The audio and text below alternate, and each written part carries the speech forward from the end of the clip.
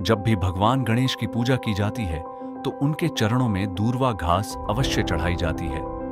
लेकिन क्या आपने कभी सोचा है, आखिर इस साधारण सी घास का गणेश जी से इतना गहरा संबंध क्यों है? इसके पीछे छिपी है पुराणों में वर्णित एक अद्भुत कथा।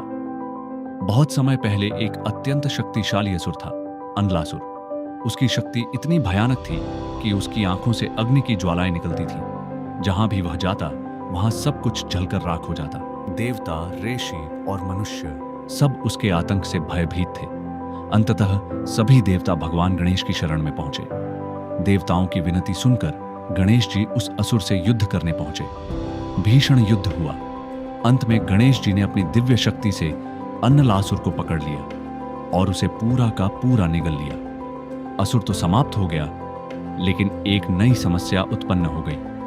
अन्नलासुर अग्नि से भरा हुआ था। उसे निगलने के बाद गणेश जी के शरीर में भयानक उष्णता फैल गई। उनका शरीर मानो अंदर से अग्नि की तरह जलने लगा। देवताओं ने उन्हें शांत करने के लिए ठंडे जल से स्नान कराया और उनके शरीर पर चंदन का लेप लगाया, लेकिन फिर भी उनके शरीर की गर्मी कम नहीं हुई। तभी कुछ ऋषि वहां आए। उन्होंने 21 दूर्वा घास लेकर गणेश जी के मस्तक पर अर्पित कर दी।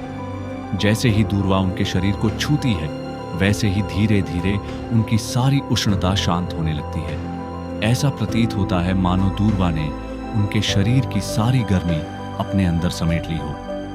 कुछ ही क्षणों में गणेश जी का शरीर शीतल हो गया। गणेश जी प्रसन्न होकर बोले, आज से जो भी मेरी पूजा में दूर्वा अर्पित करेगा, उसके सभी विघ्न दूर होंगे।